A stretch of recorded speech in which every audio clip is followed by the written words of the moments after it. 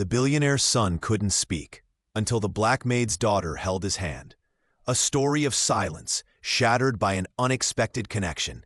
A tale that proves the most powerful bonds transcend wealth, status, and words. Before we begin, make sure to subscribe to the channel and comment where you're watching from. The Connecticut sun bathed the sprawling estate in golden light as 3 sleek helicopters descended onto the manicured lawn, stirring the air with mechanical thunder. The Merrick family's annual garden party had begun, drawing the elite from across the eastern seaboard. Men in tailored suits and women draped in designer dresses mingled on the pristine grounds, champagne flutes catching the afternoon light. Amid this display of wealth and influence sat 5-year-old Julian Smith, motionless in his custom-made stroller. His small frame was encased in a navy blue suit that might have been appropriate for a miniature businessman rather than a child. The fabric was crisp and unyielding, much like the social expectations that surrounded him. Julian's eyes, wide, intelligent, and impossibly sad, scanned the crowd without connection. His gaze held a loneliness so profound it seemed to bend the light around him. Yet the adults merely whispered about the poor Smith boy, before returning to their conversations about stock portfolios and summer homes. Clifford Smith, the real estate titan, stood several yards away, engaged in animated discussion with potential investors. He occasionally glanced toward his son with a mixture of concern and disappointment before turning back to his business associates. His wife, Serena Smith, floated through the crowd in an elegant white dress, her practiced smile never reaching her eyes as she fielded questions about Julian's development with rehearsed responses. Beyond the perfectly trimmed hedges that bordered the main lawn, 6-year-old Imani Johnson crouched in her hiding spot. Her small hands parted the greenery just enough to peer through at the spectacle beyond. Unlike the stiff, silent boy in the stroller, Imani hummed softly to herself, a melody her grandmother had taught her, as her curious eyes absorbed everything. Amara Johnson stood several paces behind her daughter, tension evident in her rigid posture. The housekeeper's uniform she wore marked her as staff, invisible to the guests, yet essential to the flawless execution of the event.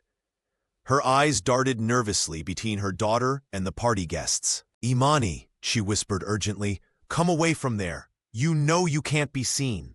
The little girl turned, her bright eyes still dancing with curiosity, but she obediently retreated from her viewpoint. Amara's heart clenched as she took her daughter's hand.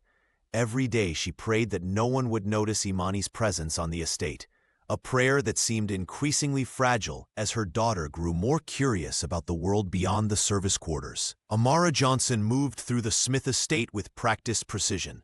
Her footsteps barely whispered against the imported Italian marble as she navigated the grand hallways. 6 years of service had taught her every loose floorboard, every corner where the wealthy might suddenly appear, every shadow where she could become invisible when necessary. "Good morning, Mrs. Johnson." The head butler nodded curtly as she passed. Amara returned the gesture with appropriate deference. Not too familiar, not too distant. The perfect balance. She had learned these unspoken rules through painful experience. Be visible enough to serve, invisible enough not to disturb. Never make eye contact with guests. Never speak unless spoken to. Never allow your child to be noticed by the family. That last rule was the most important one. As she dusted the crystal figurines in the East Wing, Amara caught sight of Imani through the floor-to-ceiling windows. Her daughter was crouched near the rose garden, small fingers tracing patterns in the dirt, too close to the main lawn where Clifford Smith often conducted business calls. Amara's heart quickened. "Stay hidden, baby girl," she whispered to herself, cloth pausing mid-polish. Discipline had become Amara's shield in this world of wealth and privilege. The former speech pathologist now channeled all her education into protecting her daughter from the precarious nature of their existence. One misstep could mean losing everything: their modest staff quarters, their income, the health care that covered Imani's asthma medication. Yet lately, something had changed. Amara noticed how Imani's eyes followed the Smith boy whenever their paths crossed.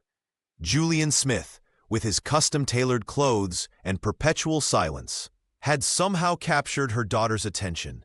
Yesterday, she'd caught Imani waving at him from behind a topiary. The day before, humming a tune while looking toward his window. This magnetic curiosity terrified Amara more than any stern word from Serena Smith ever could.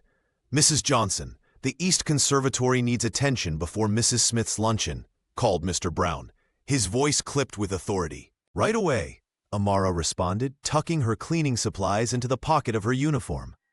As she moved toward the conservatory, she paused by the window once more. Julian had appeared on the lawn, his caretaker hovering nearby. The boy's eyes had found Imani, and though his face remained expressionless, there was an intensity to his gaze that made Amara's stomach tighten. Two children from different worlds, drawn to each other across boundaries they couldn't possibly understand. Amara closed her eyes briefly, a silent prayer forming in her heart.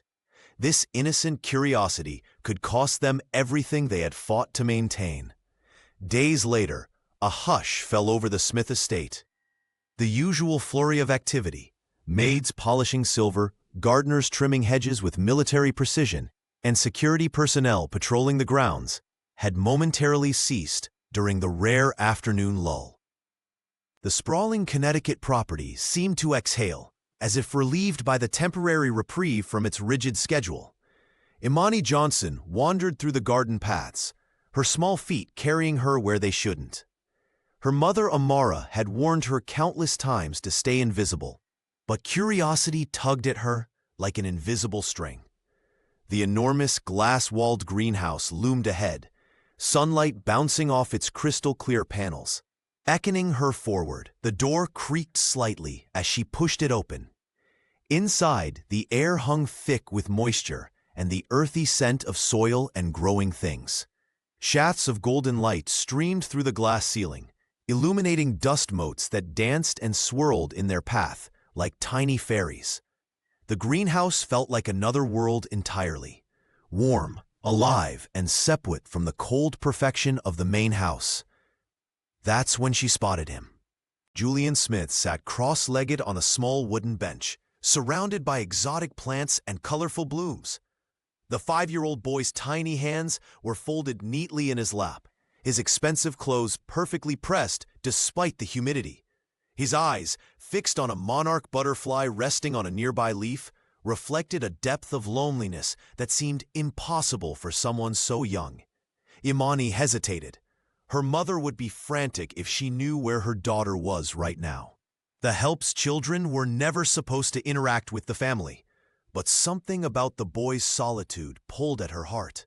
"Hi," she whispered, approaching slowly like she might with a nervous animal. Julian didn't respond or look her way. The butterfly fluttered its orange wings once, twice, then took flight toward the ceiling. The 6-year-old girl climbed onto the bench beside him, her legs too short to reach the ground. They swung back and forth in the silence as she studied his profile. Unlike the adults who demanded responses, Imani seemed content to share the quiet. After several minutes, she offered him a tentative smile. When he still didn't look at her, Imani did something that would change both their lives forever. She reached out, her small brown hand extending across the invisible boundary between their worlds, and placed her warm palm gently over his folded ones. The touch was light as a feather, but Julian's body tensed.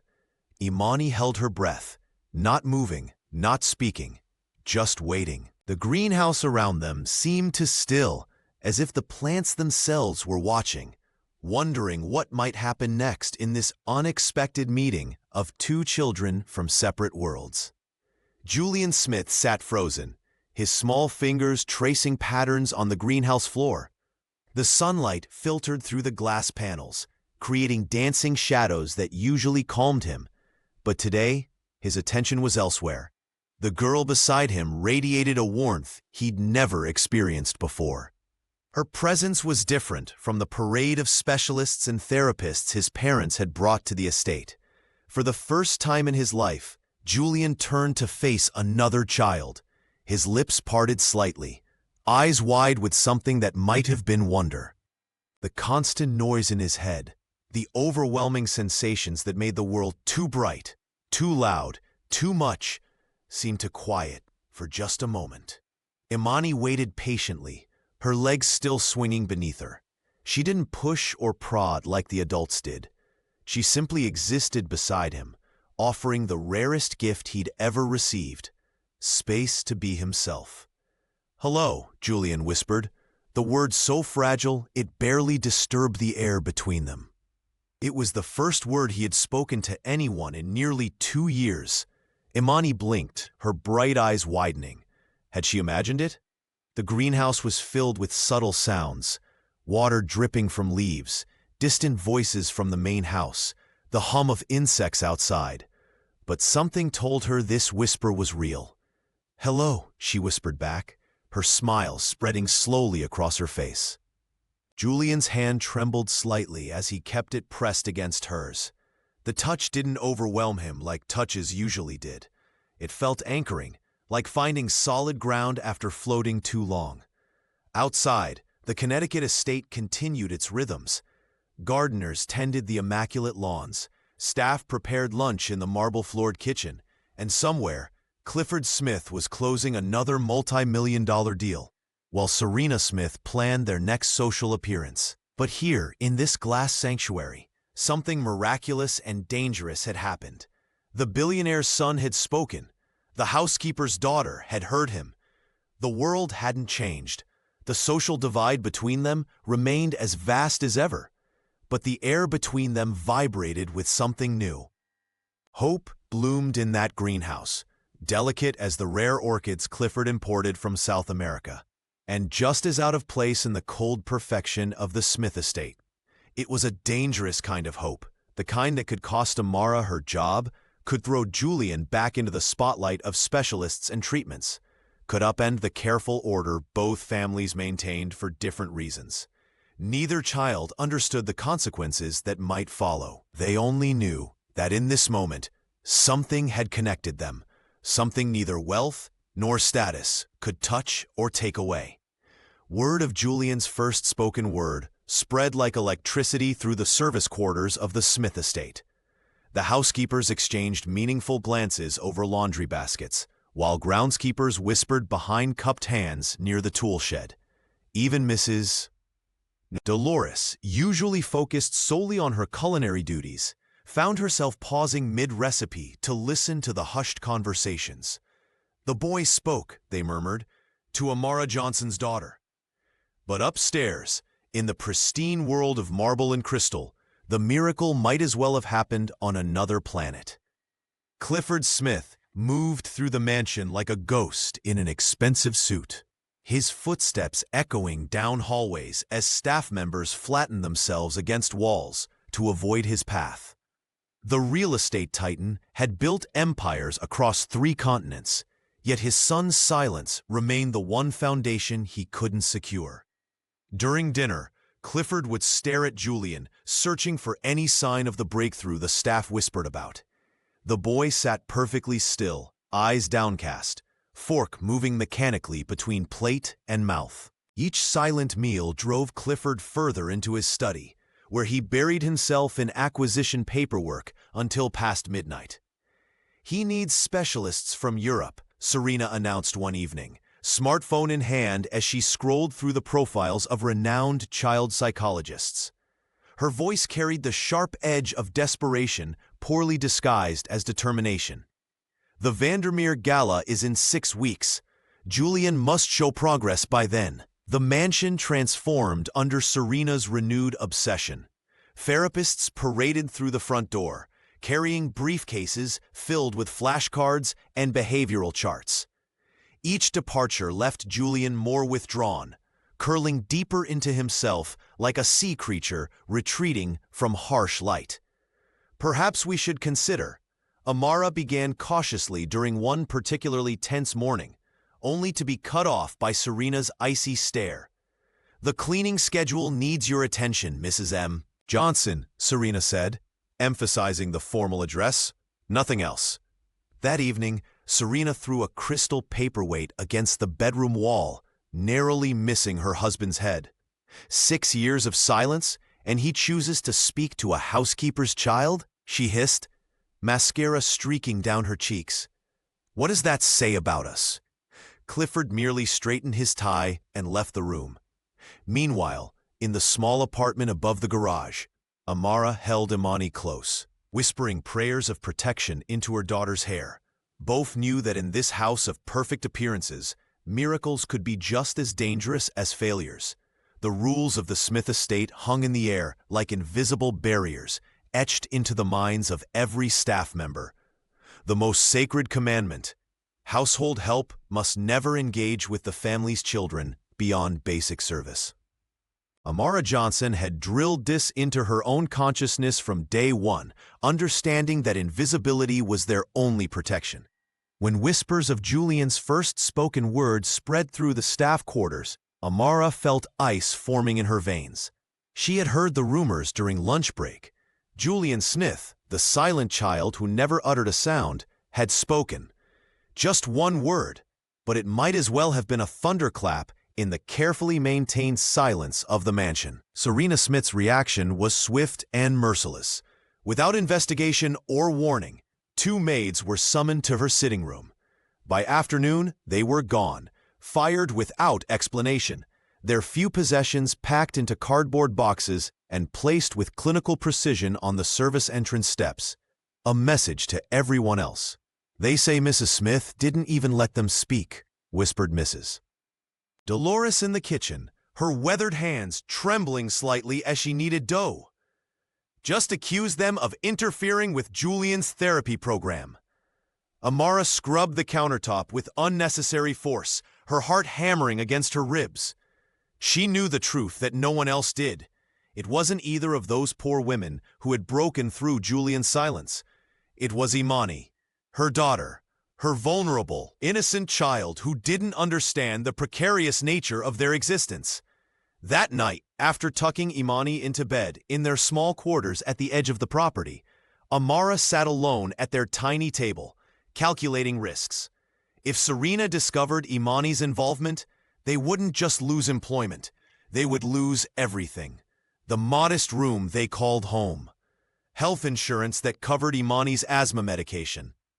The stability Amara had fought so desperately to maintain since leaving her speech pathology career. Through the thin walls, she could hear Clifford and Serena arguing in his study. His deep voice rumbled with rare emotion. "Firing staff without consulting me is unacceptable, Serena. Someone interfered with our son's treatment plan." Serena's voice cracked with tension. "Do you want the specialists to think we're undermining their work?" Amara closed her eyes, picturing Imani's small hand reaching for Julian's. Such an innocent gesture. Such dangerous consequences.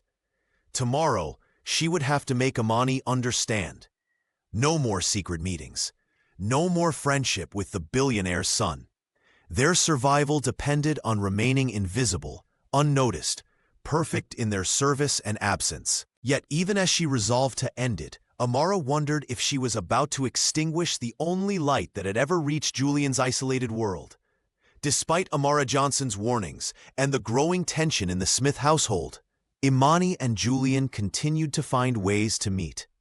The sprawling Connecticut estate offered countless hiding places where 2 small children could disappear for precious moments together.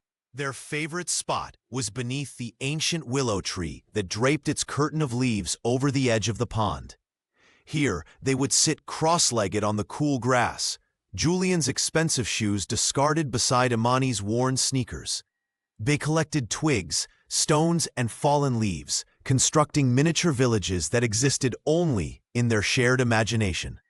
"This one's for the fairies," Imani would whisper, balancing a twig against a small stone. Julian would watch her intently, his eyes following her every movement before carefully placing his own stick in perfect alignment with hers. Behind the garden shed was another sanctuary, surrounded by the earthy scent of Marcus Weber's gardening tools. They invented their own secret language. Imani taught Julian to tap his heart twice when he felt happy, and he showed her how to wiggle her fingers when words felt too big to say. Their hands moved in patterns that needed no translation, a language built on understanding rather than sound. Most remarkable was the music they created. Imani would hum softly at first, tunes her grandmother had taught her, melodies that carried stories of resilience and joy. She never pushed Julian to join, simply offered the notes like gifts, letting them float between them. Then one afternoon, as sunlight filtered through the willow branches, Julian began to hum back. The sound was tentative, barely audible, but unmistakably intentional. Imani froze, afraid that any movement might break the spell. The young boy continued, matching her melody with surprising precision. Each day after that, their musical conversations grew longer. Julian, who had spent years in suffocating silence within the marble halls of his home, found his voice in these stolen moments. His humming became a quiet rebellion against the expectations that had imprisoned him, against therapists who demanded words, against his mother's desperate need for normality, against the pristine quiet of wealth that valued appearance over expression. For Imani, these meetings were adventures. For Julian, they were liberation. Neither child understood the boundaries they were crossing, or the rules they were breaking. They only knew that in their secret world of sticks and stones and humming melodies, they had found something genuine in a place built on carefully maintained illusions. Amara Johnson's heart nearly stopped when she turned the corner of the narrow service hallway. There was Imani, tiptoeing back toward their quarters, her small face glowing with unmistakable happiness. The sight sent ice through Amara's veins. She'd spent years teaching her daughter the rules of invisibility that kept them safe in this world of wealth and privilege. "What were you doing?" Amara whispered, pulling Imani into their modest living quarters at the far end of the estate. The space, though comfortable, was a constant reminder of their precarious position. "I was with Julian," Imani answered, her voice carrying no trace of guilt. "We made a castle from sticks by the willow tree. He helped me find the perfect ones." Amara knelt down, gripping her daughter's shoulders. "Listen to me carefully. You cannot see Julian anymore. Do you understand? Not ever." "But Mama—" "No." Amara's voice was firm but trembling. "This isn't about friendship. This is about survival. If Mrs. Smith finds out, we lose everything. Our home, my job. Where would we go?" Tears welled in Imani's eyes, but Amara couldn't afford to soften. The memory of the two maids' belongings sitting on the front steps was still too fresh. She'd worked too hard, sacrificed too much to risk it all now. "Promise me," she insisted. "I promise," Imani whispered, her small shoulders slumping in defeat. That night, Amara couldn't sleep. The weight of her daughter's sadness pressed against her chest like a stone. She rose to check on Imani, padding softly down the short hallway that connected their rooms. As she approached, a sound froze her in place, a voice. Not Imani's, but a boy's voice, clear and desperate, coming through the partially open window. "Don't go, Imani. Please don't go." Julian Smith was standing in the garden below Imani's window, his pajamas rumpled, his face turned upward in the moonlight. The boy who hadn't spoken to his own parents in years was pleading for her daughter. Amara pressed her hand against the wall to steady herself. She watched as Imani leaned out slightly, whispering something Amara couldn't hear. Whatever it was made Julian nod before he turned and ran back toward the main house. She should have been angry. She should have doubled down on her rules. Instead, Amara slid down against the wall, a lifetime of carefully constructed barriers crumbling inside her. The sound of Julian's voice had unlocked something she'd buried long ago. Hope. Dangerous, beautiful hope. Dr. Nathaniel Parker arrived at the Smith estate in a flurry of assistants and equipment. The celebrity therapist's reputation preceded him, a miracle worker who'd helped nonverbal children of movie stars and tech moguls speak within weeks. Serena Smith greeted him with desperate hope in her eyes, while Clifford stood back, arms crossed, skepticism etched into his features. "I guarantee results," Dr. Parker announced, setting up cameras in Julian's playroom. "We'll document every breakthrough for my upcoming book." The sessions began the next morning. Julian sat rigid as the doctor surrounded him with blinking devices, flashing lights, and constant stimulation. "We're breaking through barriers," Dr. Parker explained to Serena, who nodded eagerly while her son's eyes grew wider with each passing minute. By the third day, the pressure mounted. The therapist increased the volume on his interactive tablets, insisting that Julian needed to be pushed beyond his comfort zone. The sensory bombardment became overwhelming. Sounds too loud, lights too bright, questions too persistent. Amara watched from the hallway, her heart aching as Julian's hands began to tremble. She recognized the signs of distress that the so-called expert missed entirely. When Dr. Parker demanded Julian repeat a complex phrase while simultaneously sorting colored blocks, something snapped. The boy bolted from the room, racing through the marble halls with surprising speed. The adults followed, but Julian had vanished. After an hour of frantic searching, a kitchen assistant reported hearing sounds from the walk-in pantry. The door was locked from inside. Julian had somehow wedged himself against it. "We'll need to force it open," Dr. Parker suggested, but Clifford finally put his foot down. "You've done enough," he said, dismissing the therapist for the day. Hours passed. Julian remained barricaded inside, despite coaxing from his parents and staff. The boy wouldn't respond to anyone, not to threats, not to promises, not even to his father's rare plea. It was Amara who finally approached Imani, kneeling to meet her daughter's eyes. "He might listen to you," she whispered, breaking every rule she'd established to keep them safe.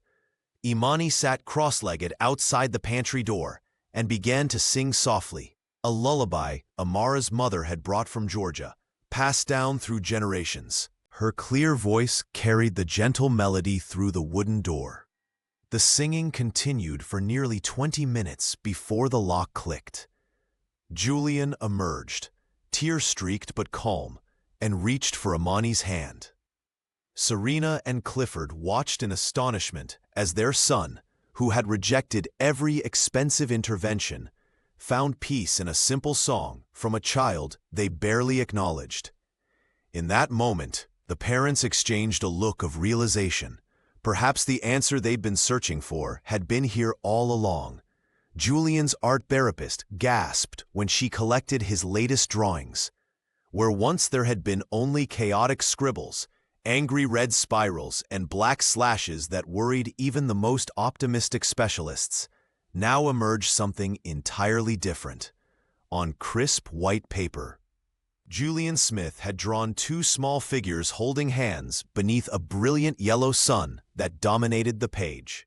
The figures, though simple, were unmistakable. A boy and a girl standing together in a world suddenly filled with color. "He's communicating," the therapist told Clifford during their weekly briefing. "This represents significant progress." What the therapist didn't know was that the radiant sun in Julian's world had a name: Imani Johnson. Each afternoon, when the little girl slipped away from her mother's watchful eye, Julian would wait by the greenhouse windows. His small fingers pressed against the glass. Their secret meetings had become the rhythm by which he measured his days. In the quiet of his bedroom, Julian began lining up his drawings in careful rows. Each new picture showed the same two children, sometimes beneath trees, sometimes surrounded by flowers, but always together, always holding hands. Serena displayed the drawings proudly during her charity luncheons, never suspecting the identity of the second figure who had unlocked her son's world. But below stairs, tension thickened like storm clouds. The staff had noticed the changes in Julian, and whispers traveled through service corridors. Some celebrated the transformation. Others feared the consequences. Mr. Brown, the head butler, who had served the Smith family for 20 years, cornered Amara in the laundry room one Tuesday afternoon. "This needs to stop immediately," he said, his voice low but firm. "Your daughter is crossing boundaries that exist for a reason." Amara folded a towel with practiced precision. "Imani is just being kind to a lonely child." "Kind or not, you know the rules." Mr. Brown straightened his tie. "Keep your daughter away from Julian or pack your bags. I won't warn you again." That night, after tucking Imani into bed in their small quarters at the edge of the estate, Amara sat at their tiny kitchen table and began drafting a resignation letter. Her hands trembled as she wrote. This job provided everything: housing, healthcare, stability. Starting over would mean uprooting Imani from the only home she'd ever known. Yet as she wrote, Amara remembered the change in her daughter's eyes, a new confidence, a sense of purpose. And she thought of Julian, speaking his first words after years of silence. Two children, blooming in each other's light. The resignation letter remained unfinished as dawn broke over the estate. The dining room of the Smith estate gleamed under crystal chandeliers, the soft glow reflecting off polished silverware and fine china. Clifford Smith sat at the head of the table, his posture rigid as he entertained business associates with practiced charm. Beside him, Serena Smith smiled her camera-ready smile, occasionally glancing toward their son with thinly veiled anxiety. Julian sat motionless in his booster seat, pushing food around his plate. The conversation ebbed and flowed around him. Talk of market shares, property acquisitions, and the upcoming charity gala. He hadn't touched his chicken, cut into perfect, child-sized pieces by the kitchen staff. From her position near the service entrance, Amara Johnson watched with practiced invisibility, refilling water glasses without making eye contact. She could feel Julian's growing agitation, the slight rocking motion, the way his fingers tapped against his thigh. 3 days had passed since she'd forbidden Imani from seeing him, and the weight of that decision pressed against her chest. "Julian has been making remarkable progress," Serena announced to the table, her voice brittle with forced enthusiasm. "His new therapist believes he could be ready for a special school by fall." The boy's face remained impassive, but his tapping intensified. Across the room, Amara recognized the signs of an approaching storm. She caught Mr. Brown's eye, silently communicating her concern, but the head butler merely frowned and shook his head. Then, without warning, Julian stood on his chair. The sudden movement sent a ripple of surprise around the table. Serena reached for him, her smile faltering. "Julian, sit down," she hissed. But the boy's eyes had focused on something beyond the dining room. And then it happened. His voice, clear and strong despite its trembling, cut through the polite dinner chatter. "I want Imani." The room froze. Forks paused mid-air. Conversations died. Clifford's crystal glass slipped from his fingers, shattering against the mahogany table with a sound like breaking ice. "I want Imani," Julian repeated, louder this time, his small body vibrating with the effort. Every head turned, following Julian's gaze to where Amara stood, paralyzed, the water pitcher clutched in her hands. The room's collective stare burned through her carefully constructed invisibility. Serena's face drained of color. "Who?" she asked with deadly calm. "Is Imani?" The fragile peace Amara had maintained for years, the delicate balance of providing for her daughter while remaining unseen, dissolved in that heartbeat. Her hands trembled, water sloshing over the rim of the pitcher.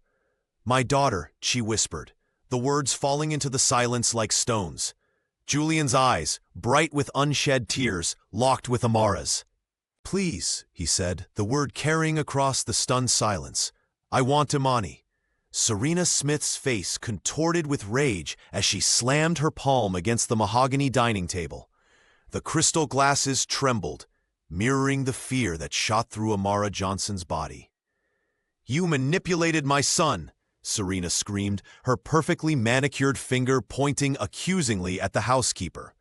"You let your daughter corrupt him! Do you have any idea what you've done?" Amara stood perfectly still, her years of discipline the only thing keeping her upright.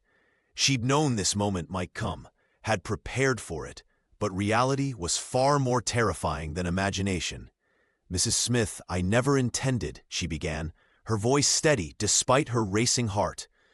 "I don't care what you intended," Serena cut her off. "You've crossed every line. This is my son, my family, my home." Her voice dropped to a dangerous whisper. "Pack your things, both of you. Be gone by morning." The socialite's words hung in the air like poison. No references, no severance pay. Nothing to show for years of loyal service. Nothing to help Amara and Imani start over.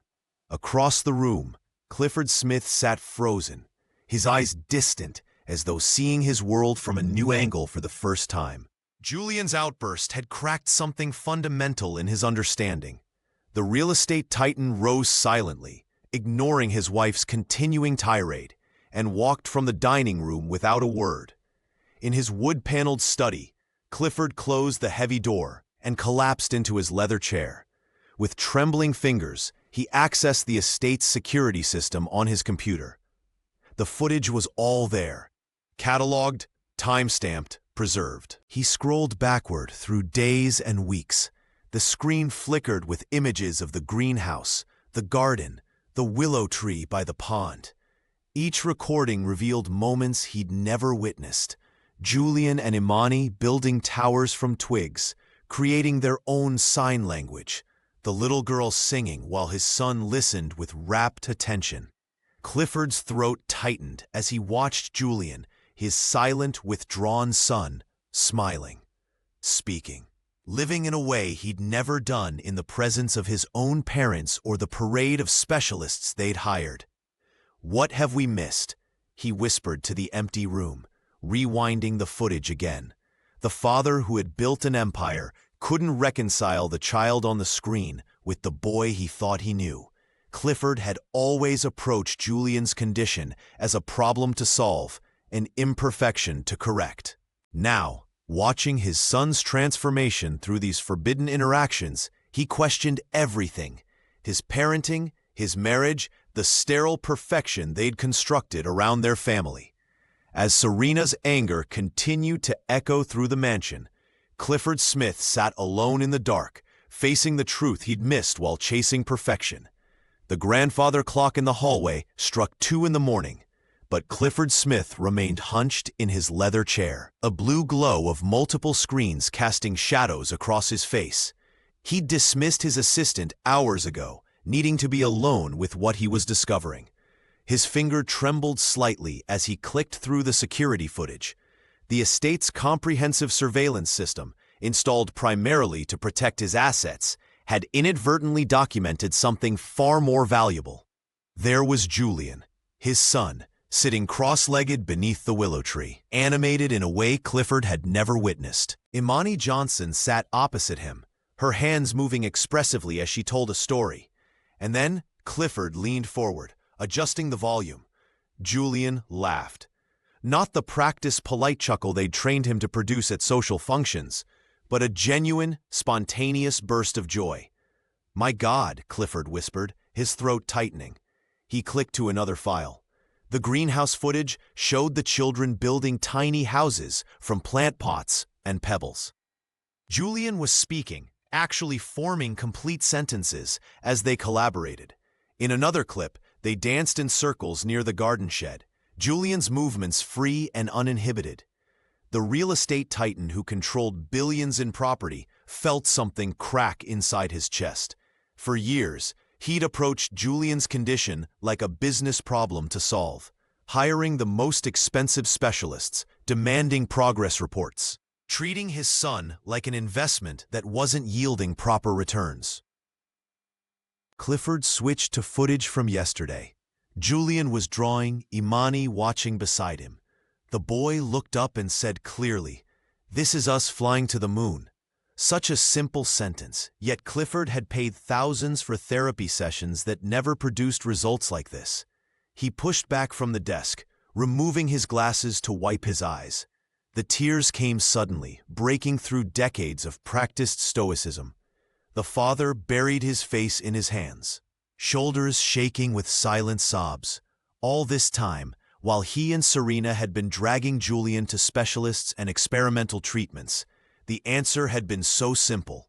His son needed connection, not correction. He needed to be seen, not fixed. The weight of his failure crushed down on Clifford. How many moments had he missed? How many opportunities for genuine connection had he sacrificed at the altar of appearances and expectations? Dawn began to lighten the sky outside his study window as Clifford finally looked up, his face tear-streaked but resolute. He reached for his phone and typed a message to his assistant. "Schedule a meeting with Amara Johnson. 9 a.m., my office." It was time to see his son, truly see him for the first time. Clifford Smith sat in his study, the leather chair creaking beneath his weight as he stared at the phone on his mahogany desk. The room felt smaller than usual, its walls of books and accolades suddenly meaningless. With trembling fingers, he pressed the intercom button. "Please send Amara Johnson to my office," he said, his voice barely audible. When Amara entered, her posture was rigid, her face carefully composed. She'd prepared herself for dismissal, for accusations, for the end of everything she'd built for Imani and herself.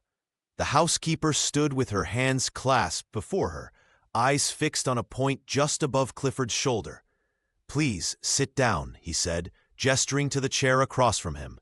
Amara hesitated before lowering herself onto the edge of the seat, her back straight as a ruler. "I've been watching the security footage," Clifford began, his voice lacking its usual commanding tone.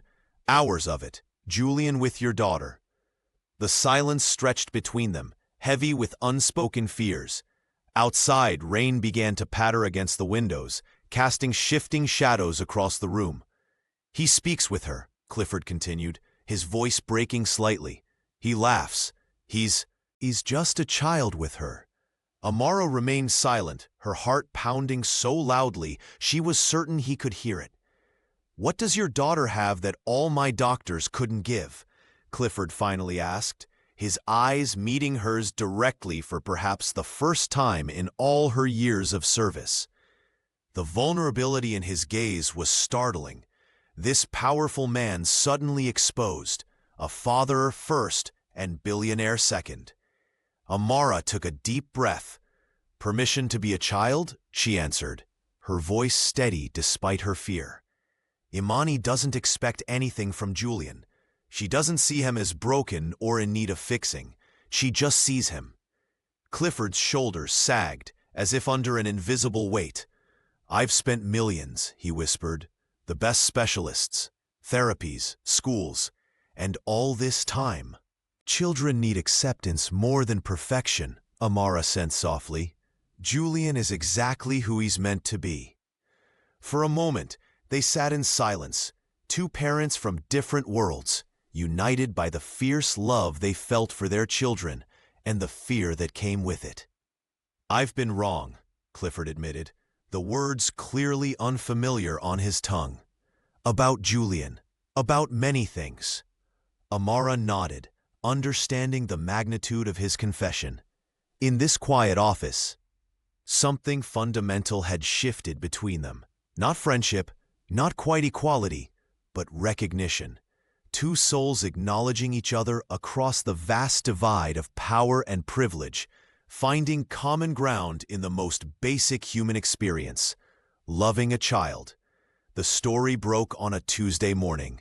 One of the maids Serena Smith had fired without explanation, Melissa, who had worked at the estate for 7 years, couldn't shake what she'd witnessed.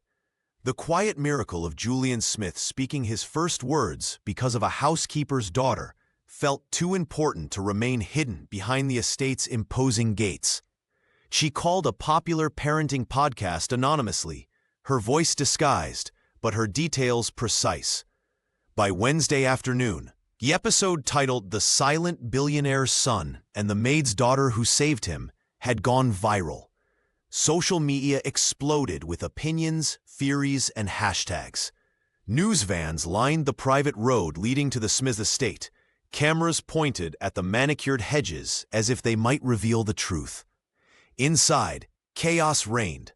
Clifford paced his study, phone pressed to his ear, as his publicity team scrambled to control the narrative. "This is a private family matter," he insisted, but his words disappeared into the growing storm of public fascination.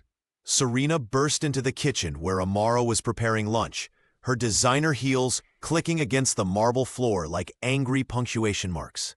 Her face, usually composed for the benefit of others, crumbled with panic. "I need to apologize," she said, the words clearly rehearsed. "What happened was unfortunate, but we need to present a united front now." Amara looked up from the vegetables she was chopping, her expression carefully neutral. She had survived in this house for years by mastering the art of showing nothing. "My daughter's name is out there now," she replied quietly. "Imani needs protection." Serena nodded quickly. "Of course, we'll handle everything. The security team will ensure no reporters get near her." She reached out as if to touch Amara's arm, then withdrew her hand. "We're all on the same side now." But they weren't, and both women knew it. Serena's apology rang hollow, motivated not by genuine remorse, but by the desperate need to salvage her family's reputation. The woman cared about appearances, not the damage she had caused. Later that evening, as Amara tucked Imani into bed in their small quarters at the edge of the estate, she held her daughter close. "People might ask you questions about Julian," she explained gently. "You don't have to answer any of them." Imani nodded solemnly. "Is Julian in trouble because of me?" "No, sweetheart," Amara assured her. "You helped him find his voice. That's a beautiful thing." Outside their window, camera flashes occasionally lit up the darkness. The world wanted this story, the miracle of connection that had crossed boundaries of class, race, and privilege. But Amara knew that real miracles needed protection, especially when they happened in the shadows of power. The kitchen had always been a sanctuary on the estate. Warm and fragrant, it existed in stark contrast to the cold marble halls that dominated the Smith mansion. Imani Johnson loved slipping in there, especially when Mrs. Dolores was baking. "That's it, child. Fold, don't stir," instructed the elderly chef, her wrinkled hands guiding Imani's smaller ones through the cornbread batter. The kitchen smelled of butter and cornmeal, and Imani's face glowed with concentration. "My grandson Tommy is just like your friend Julian," Mrs. Dolores said softly, her voice carrying decades of wisdom. "He sees the world differently, notices things the rest of us miss." She tapped Imani's nose playfully. "That's not wrong. It's a gift." Imani nodded, absorbing this perspective like the batter absorbed the honey they drizzled in. "Julian told me he can hear colors sometimes," she whispered, as if sharing a precious secret. "And I bet that's beautiful," the chef replied, sliding the pan into the oven.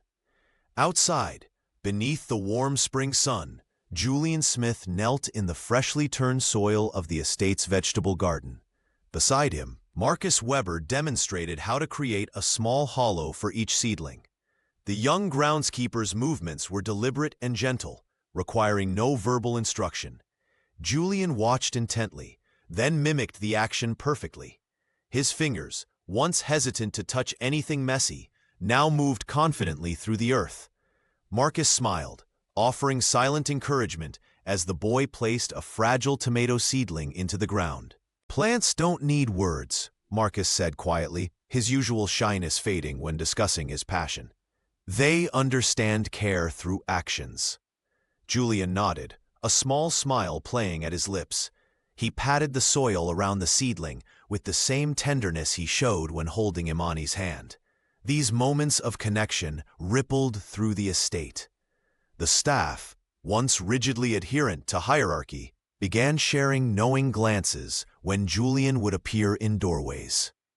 Seeking out these pockets of acceptance, the gardener and the chef had created safe spaces where difference wasn't merely tolerated, but celebrated.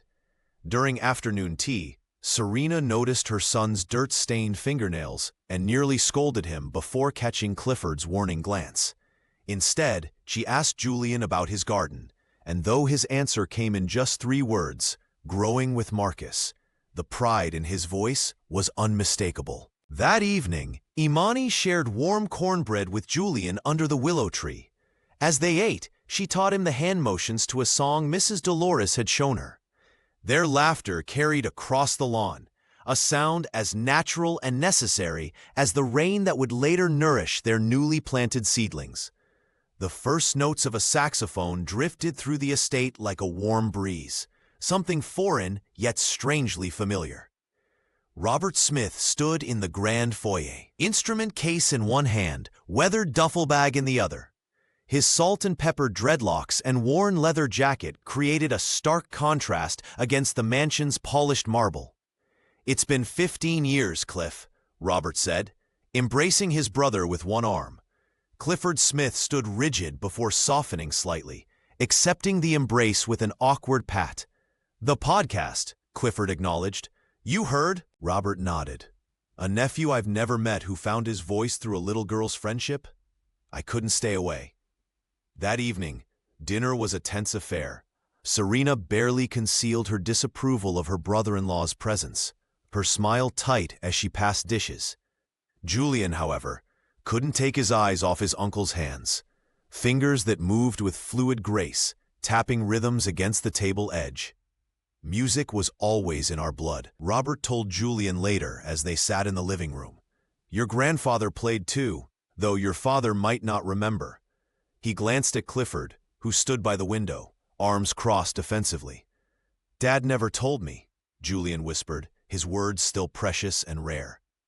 "There's a lot your dad never told you," Robert replied, unpacking his saxophone. "Our father believed emotions were weakness. Music was my rebellion." When Robert played his first melody, Julian's body swayed instinctively. The boy closed his eyes, fingers moving as if playing invisible keys. Clifford watched, transfixed by his son's response. The next afternoon, Imani joined them.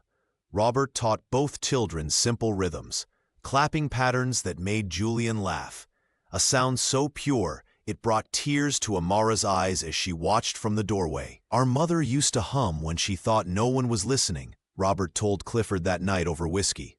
"You were too young to remember. Dad would shut her down immediately, said it wasn't proper."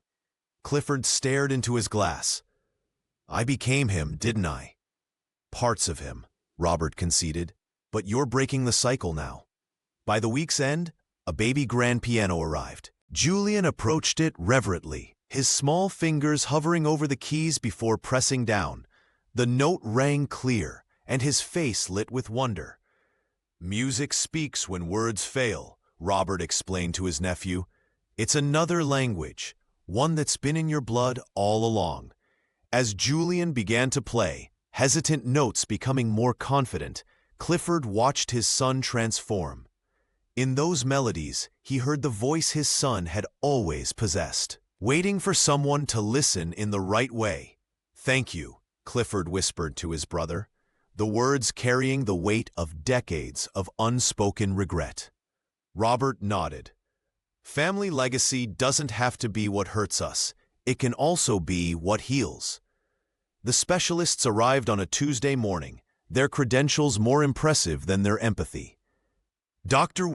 Eliza Winters, with her sharp glasses and sharper tone, delivered the diagnosis that shattered the fragile peace of the Smith estate. Julian Smith wasn't simply choosing not to speak. He was autistic, with extreme sensory sensitivity that made the world around him overwhelming. "Your son has been drowning in stimulation," Dr. Winters explained as Clifford gripped the edge of his mahogany desk. "The therapies you've been subjecting him to were like asking someone afraid of heights to skydive daily." Serena collapsed into tears, her perfectly manicured hands covering her face. "But we hired the best doctors," she whispered. "We spent millions." "Sometimes the best credentials can't replace genuine understanding," the doctor replied, sliding a folder of resources across the desk. Later that evening, Clifford found Amara Johnson folding linens in the East Wing. He stood awkwardly in the doorway, his usual commanding presence diminished by uncertainty. "You knew, didn't you?" he asked quietly. Amara set down the towel she was folding. "I suspected. My sister is on the spectrum. That's why I studied speech pathology before." She trailed off, the memory still painful. Before what? Clifford pressed. Before I lost my license, defending her against an abusive treatment center. She met his gaze steadily. They were hurting her in the name of therapy. Understanding dawned on Clifford's face. All those years of forced speech therapy, the parade of specialists, the medication, they had been hurting Julian while trying to fix him. I want to make you an offer, Clifford said. I have connections at the licensing board. I can help reinstate your credentials. And I'd like to hire you as Julian's educational coordinator. Amara's heart raced. Professional redemption dangled before her, a chance to return to her calling, to help Julian, to secure a future for Imani beyond service work. We'd need to relocate you, Clifford continued. There's a cottage on the north property, more suitable for Julian's sessions. The realization struck her like cold water. Accepting meant leaving the staff quarters, the only stable home Imani had known since she was 3. It meant uprooting her daughter from the community of staff who had become family, from Mrs. Dolores, who taught her to bake, from the hidden corners where she played. I need time to think, Amara said, her voice steady despite her churning thoughts. This isn't just my decision. Imani has to be considered. Clifford nodded, understanding for perhaps the first time that even his wealth couldn't simply rearrange lives without consequence. Of course, he said, but Amara, Julian needs someone who sees him. Not his condition, not his family name, just him. The truth emerged like a viper from its nest. A housemaid found the unmarked pill bottles in Serena Smith's vanity drawer, and troubled by her conscience, brought them to Clifford.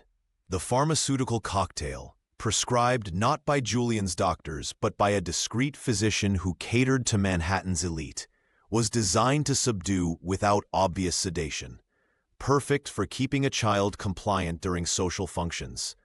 Clifford's hands trembled as he confronted his wife in their bedroom suite. "You've been drugging our son?" His voice cracked with disbelief. Serena's composure didn't falter. "I've been helping him function in society," she countered, arranging her diamond earrings before the mirror. "You think those perfect families at the club got there without help? Everyone has secrets." "He's not a prop for your social calendar," Clifford said, his voice finding strength in his rage. "He's our child."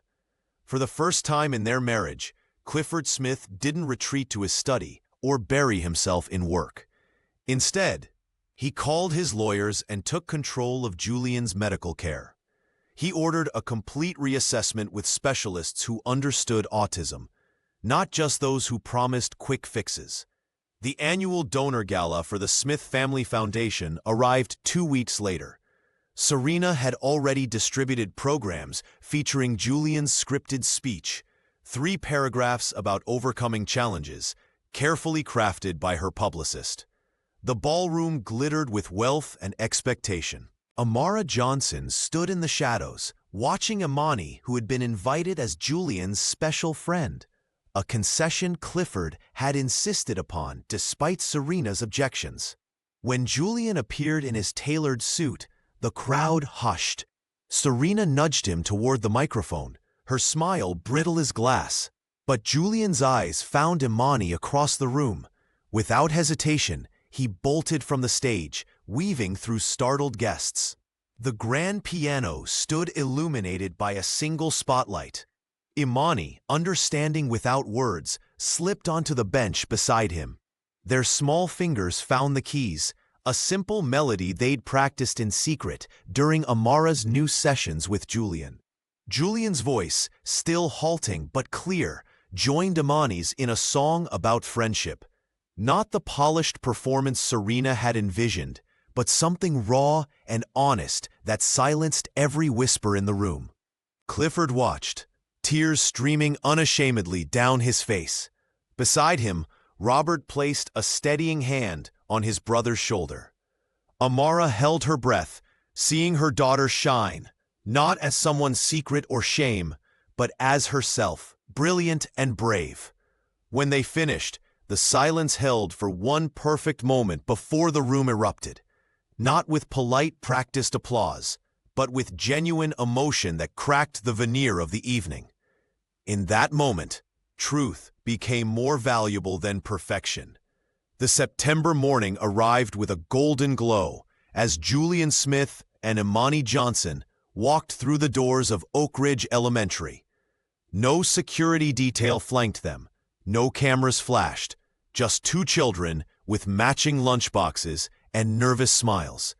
The hallways bustled with the beautiful chaos of ordinary life, children laughing, teachers calling out instructions, and colorful artwork adorning every wall. Julian gripped his backpack straps tightly, his eyes widening at the sensory landscape. 6 months ago, this environment would have overwhelmed him completely. Today, he took measured breaths, techniques Amara had patiently taught him, and found Imani's reassuring presence beside him. "Remember what we practiced?" she whispered, her voice steady and warm. He nodded, finding comfort in their routine.